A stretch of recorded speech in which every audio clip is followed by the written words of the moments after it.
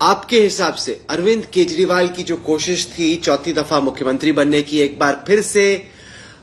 दिल्ली में जीत दर्ज करने की, क्या वजह रही आपके हिसाब से कि अरविंद केजरीवाल की आम आदमी पार्टी, जिसने इतने साल तक दिल्ली में बीजेपी को पछाड़ के रखा था, इस दफा वो क्यों धराशायी हो गई? मुझे ऐसा लगता है कि एक तो 10 साल का एंटी इनकम्बेंसी रहा, दूसरी बात केजरीवाल जी का खुद से मुख्यमंत्री न होना, मेरी समझ से वो एक बड़ी गलती आम आदमी पार्टी ने करी। जब लिकर स्कैम को लेकर बात चली,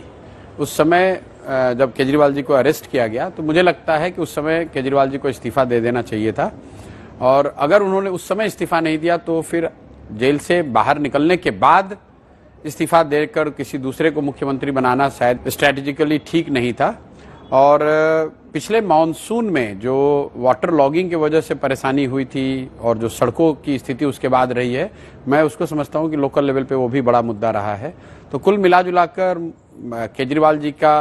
जो पिछले 1-1.5 साल में पॉलिटिकल जो स्टांस उनके रहे हैं, इंडिया गठबंधन में जाना और फिर उससे एक तरह से निकल जाना, दूसरा जब आप पर लीगल केस हुए तो आपने इस्तीफा नहीं दिया, जेल गए तब भी इस्तीफा नहीं दिया, फिर वापस आकर इस्तीफा दे दिया तो मुख्यमंत्री भी नहीं रहे,